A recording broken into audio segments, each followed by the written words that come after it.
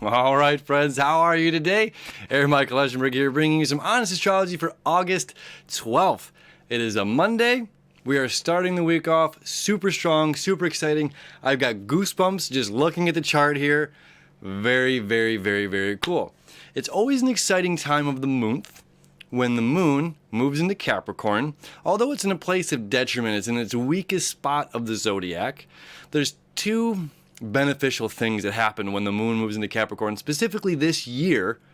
Okay, it meets up with Saturn, it meets up with the South Node, it meets up with Pluto. As well as when the moon is in detriment, there's always a positive, there's always silver linings to everything, right? When the moon is in detriment, when it's in its weakest place, that's what detriment means.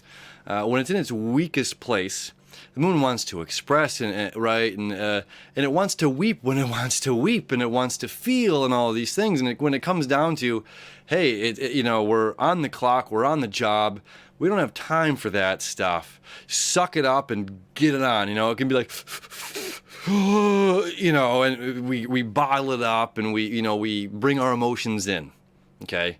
When what they want to do is express and be free. So it's an interesting time. Now, the silver lining of that is, again, just because you feel it doesn't mean it's there. Sometimes we need to focus on the bigger picture and take our attention away from ourselves. And further, because Saturn is there, meeting up with the South Node and Pluto all there this year, will not be like that next year, okay? It won't be. This connection is very unique to this time right now. That we're getting an emotional release, that we have this great weight, like we've been carrying a backpack full of cinder blocks, okay, and you forgot you had them on. You forgot about this backpack. It's almost been infused with you, okay? It's you and this backpack are one. And then you're going up this mountain, and we've been going up a mountain here for the past few months, okay? And then someone looks over and says, hey, what's in the bag? And you're like, what bag? What are you carrying all this stuff for? What's in there anyway? Oh God, I don't know. Well, let's take a look. What is in this bag? Is it something I need to bring with me up this mountain? It's a bunch of rocks. Not crystals, not stones, not precious metals, just a bag of old weight, okay? So it's just like the light click, it turns on, and we're recognizing that some of the stuff that we're carrying with us, maybe a lot of the stuff that we're carrying with us up this mountain, is just not useful for us when we get to the top of wherever we're going on our journey. So we get to set that weight down. We get to take a little bit of the load off of us and be free. Free ourselves of that weight, okay? So it's very exciting on this moon day that the moon is lining up with the South Node and Saturn and Pluto, because we get to let go of that weight, and then we get to transform our perspective. That's what Pluto wants, is to transform our perspective and see, maybe we've been carrying this, and, there's like there's a purpose to fear. Fear keeps us safe. But then there's a certain point in time where that fear no longer serves us, and we use that fear as a crutch. This is a prime example of that. So it's just like, okay, this is a transformation. This weight that you've been holding was maybe useful at the time. Maybe the shield that you've been carrying was useful at the time when you've been on the battlefield and arrows and spears were being thrown at you.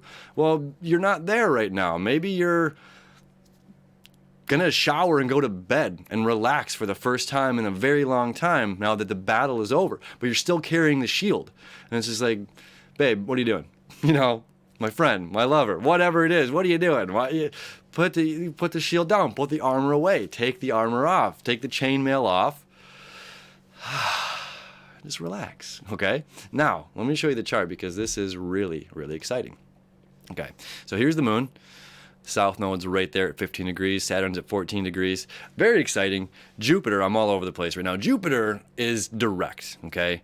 Just at 1430, so that means we still have halfway to go. We still have over 15 degrees to go to move forward here, all right? Now, Jupiter is a once-a-year sign cycle, okay? So it'll be in Capricorn for a year. It'll be in Aquarius for a year, Pisces. So it's like, this is really cool when it's home right now, and then it's home when it's direct right now, okay? So it's easier to find that faith. It's easier to feel the direction of where you're going. It's easier to so it's like, okay, we've been in the library. It's like, oh my God, there's all this information. There's just so many books. There's so many everything out there. There's like, oh my God, where do I even start? You may be overwhelmed while Jupiter was in retrograde. Well, now that it's direct, it's like the path is almost like lighting itself. And then further you see here, of course, this trine over here to Venus and to the sun. So, of course, it's being illuminated. Okay, so now the path is being illuminated. Now we can see where we're going. Now we see it's down this aisle is the book that we need that has all the information, okay, which leads to our expansion. Our unconscious expansion here of our subconscious mind, of our dreams, of our imagination, of possibilities, this oneness. We are all connected, this string theory, okay? So we're expanding these concepts and we're creating this sextile that's been here for a good chunk of the year. Now, I talk about this more in my daily videos than probably any astrologer out there, because it's so important to understand that this sextile between Neptune and Saturn and its home signs, in their home signs, Saturn is home in Capricorn, Neptune is home in Pisces. Again, our grandkids, kids, great will never experience this. Okay? Our great-great-great-great-grandparents never experienced this. This is something to be noted. It is something to be honored. It is something to be paid attention to not waste this opportunity that we are completely transforming and changing our lives as we know it. Where the intangible, where the dreams and the unconscious and the imagination meet physical perfection. Okay, this is the coal turning into the diamond. Okay, we are turning our lives from the coal into the diamond. Not that our lives are coal, they really aren't. And that's part of the beauty of Pluto in here, is saying like, hey, all of this trauma, all of this stuff that you've been dealing with is like, this has been, your preparation to get excited for the next chapter of your life. That's going to, not that the next part is a breeze compared to whatever we've been dealing with, but in the case of expansion, we had no idea life could be so great. We had no idea the love could be so great. Okay, now that brings us to this beautiful aspect today. So as you see, we have the sextile. Between all four of these, although you don't see the south node right there, it is. North node's right here at 15, south node, I should just add it to the chart so you see it. Anyway, so Saturn, the south node, the moon, and Pluto. Okay, Saturn is our structure, our how we govern ourselves, and he's home cleaning up, taking care of business. The south node is the great release. The moon wants to express our emotions, and we need to transform these thoughts, these concepts, these feelings. Okay, maybe something we thought that was terrible is actually a very positive thing for us. All right, and we get to see this in this greater, bigger picture right now. All right, now the most important thing is these quincunxes. Okay. From Pisces to Leo is 5/12. From Leo to Capricorn is 5/12. Okay, so what we have here is a sextile and two quincunxes. That's the finger of God, or a yod. So what is this yod pointing to? What is the finger of God pointing to? And this very beautiful, because with the sextile, of course, is two not opposite signs. Well, I mean, yeah, two, water, earth, or fire and air. Okay, so they're aiding each other. So this is fire, this is earth and water, aiding each other. And then another, this is, well, not only fire, but I mean, like, this is not the easy flow, but it's a pointing of direction. This is like, hey, this is where we have to go. This is love. Everything you love, want, and desire in life. Look at this, 19 degrees, Venus is catching up with the sun. Okay, this is super important. Now it's going to meet up on Wednesday, the 14th, is when those two are going to meet, and they meet up once every 9 months. Okay, it's the morning star or the evening star, depending on what side of the sun it is on. Okay, so Venus is the morning star. Venus is the evening star. It is one and the same. Venus, Lucifer, is the light bearer. If you look at Latin, word Lucifer literally translates to light bearer. It has nothing to do with any religious ideologies. Literally, Lucifer means light bearer, which refers to the planet Venus. Venus is the light bearer, okay? Because it is Mercury is so close to the sun that you don't get the same effect.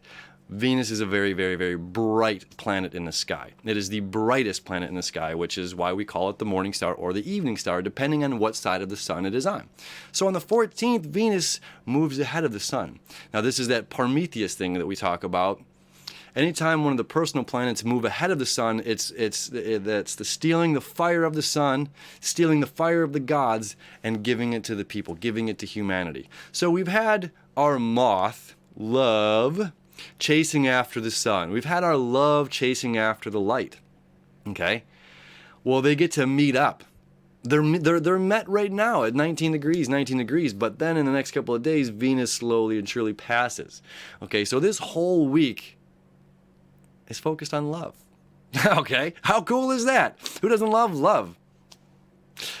Right?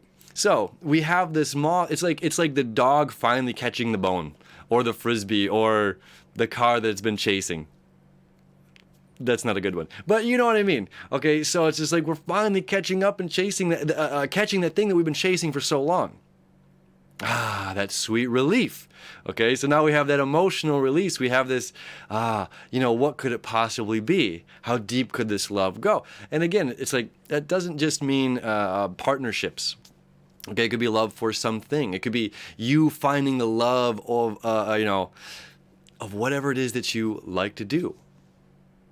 If it's astrology, you're going to re-fall in love with astrology and the way that you express it to the world, okay? And you're going to add structure to it. You're going to be able to dive deeper, and then the watery sign of Pisces, and expand your knowledge on it, okay? So whatever is going on in our life, we're going back to school, or if it is love between, two human beings, that love is going to deepen, okay? This is a serious week of love, Again, re-falling in love with life.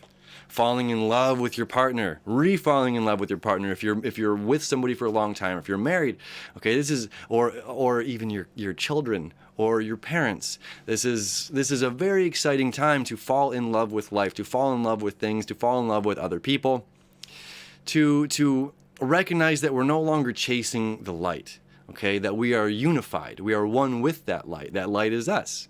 We are the light. We are that love. All right. I'm going to bring this up in an example. Right here.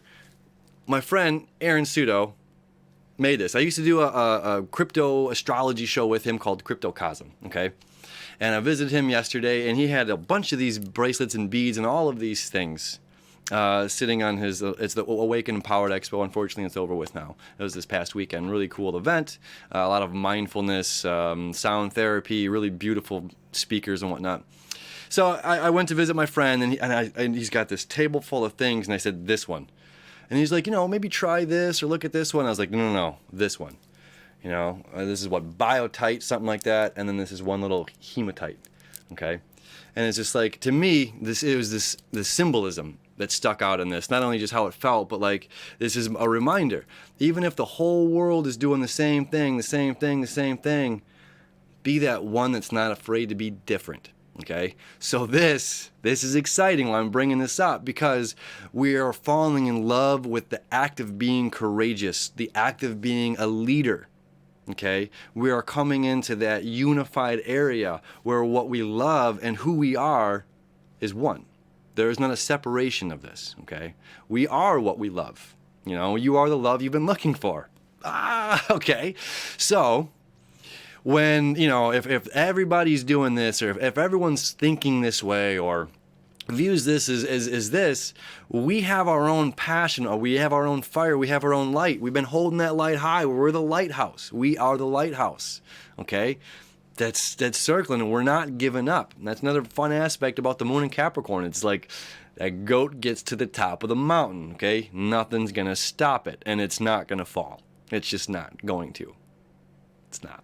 Okay, so this doesn't fall. This doesn't leave us. This feeling isn't fleeting. It's not temporary. It's like, no, this change is permanent. This change that we're feeling internally, this change that we're going through, is going to stick around.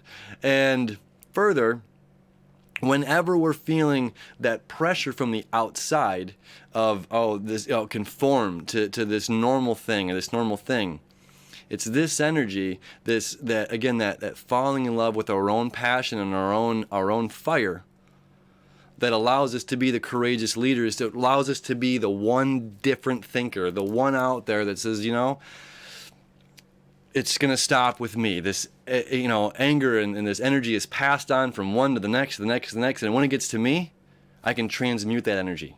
Okay? And that's what Pluto has to do with all of this. We're taking this fire, we're taking our creative, passionate fire, our own self, expression, when we're transmuting this, we're transforming this energy to where, you don't feel alone you don't feel ridiculed and alone, but empowered for being different. Honestly, this week is so exciting. I'm just going to show you the chart again real quick. All right. So here's our sextile between Saturn, South Node, the Moon, Pluto. Structure, discipline, cleaning house. Not just cleaning your house, but I mean cleaning, making sure everything is in order.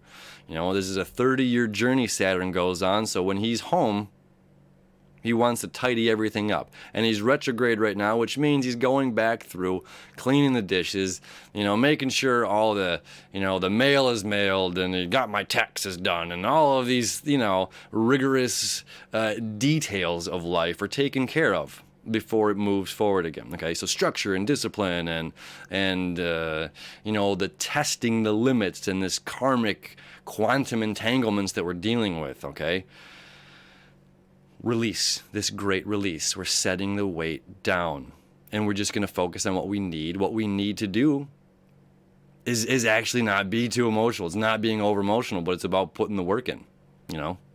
Putting that work in and transforming this energy to where, again, it doesn't matter if we're ridiculed. We take that ridicule as empowerment. We take that ridicule and say, hey man, you don't have to say anything. It's just, you're excited. You're so excited that it just absolutely doesn't matter, because you are creating the best version of yourself, the best part of your life, and it's only going to get better from here.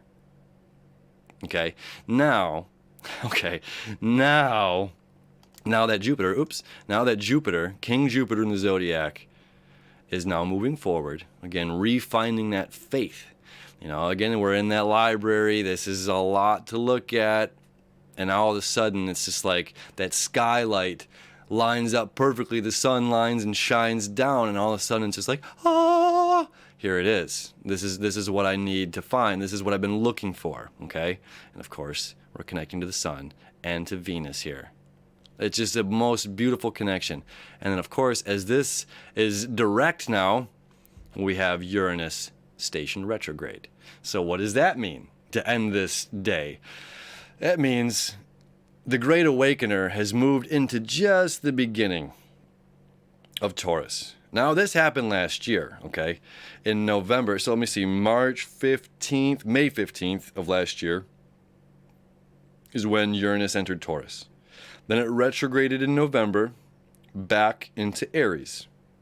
And then in March this year, March 5th, my sister's birthday, March 5th, the Uranus moved back into Taurus, where it's going to remain. So although it's going to, have another 6-month retrograde cycle, it's going to stay within Taurus. It's staying here, and it's not leaving. Okay, so it means we're going all the way back to about 2 degrees to really go over all of this stuff, to make sure that we learn our lessons about letting go of this old tradition, letting go of this old world mentality, letting go. I say it all the time, a single bar can be a prison if you hold on to it long enough. And it's not about if the glass is half empty or half full, how long you're holding on to that weight. It gets heavier and heavier and heavier, and eventually it's crippling. Okay, so this crippling energy, these crippling old traditions that we've been dealing with are being revisited. And there will be no stone left unturned by the time Uranus is done over the next 7 years. Okay? This is an exciting thing. This isn't something to fret or be worried about. This is a very exciting time. And especially, there's a weatherman, there's a newscaster. That's why I love doing this. I honestly do. I hope yesterday when I said what I said didn't deter you thinking I'm going to quit doing these. I absolutely love doing these, and thank you for those who reached out in the feedback. Honestly, thank you. I'm speechless. But it's a very, very exciting time, okay, of breaking this tradition. It's a very exciting time to be alive. It's a very exciting time to relearn life, okay? The best is yet to come. We don't have a clue what's around the corner, but it's going to be awesome. It's going to be awesome, and we're preparing ourselves for this right now.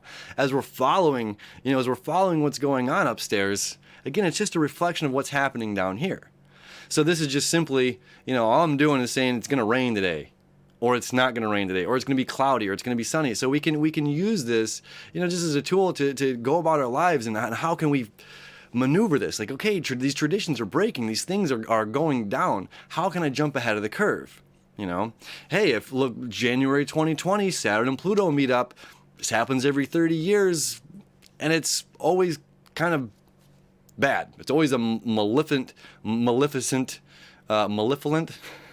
I can't say that word right now. It's like always kind of like a harsh thing. So we can prepare for it right now. We can use this time wisely, fall in love with whatever it is that we love in life, excel at that. Because when we love something so much, it's one of my favorite quotes from a movie called Adaptation, Charlie Kaufman film. Probably my only Nicolas Cage movie that I really, really, really love. Sorry, Nick. But they say, Nicolas Cage plays his twin brother, and he says, it's not what you love in life. It's what you love in life that makes you who you are, not what loves you back, right? So it's just like your excitement and your love and your passion for what it is that you love to do, people gravitate toward that. Okay? So if you're confident about it, you're courageous about it, you're stepping out on the leading edge about this kind of stuff, and you're saying, yes, I can do this, whatever it is. Whether it's quilt making or churning butter, whatever it is that I don't know why we just went real Amish for a second, but whatever it is that you're doing, it's falling in love with that, and it's taking it to the next step of almost it being a business, because once these hit in January, we're in a different world. Our money's going to be different. So it's just like, okay, what we do now this summer is very much dependent on what happens come January, February, March, because the winter, next winter, it's going to be, we got to make sure we have enough wood to create a fire to last, to keep us warm. It's Leo season. This is the fire we're talking about right now. We're chopping wood. All right? So that was a lot today. But it's exciting time. It's a very exciting way to start this week with this finger of God, the Yod, pointing to Venus, pointing to the sun, with Venus catching up to the sun. It's very exciting. And on Wednesday, I'll show you a really cool aspect that happens. We're going to talk deeper about some other aspects of astrology that I'm very, very excited to talk about with you. So until then, happy Monday, happy Moon Day. It's going to be a great day. We'll see you tomorrow.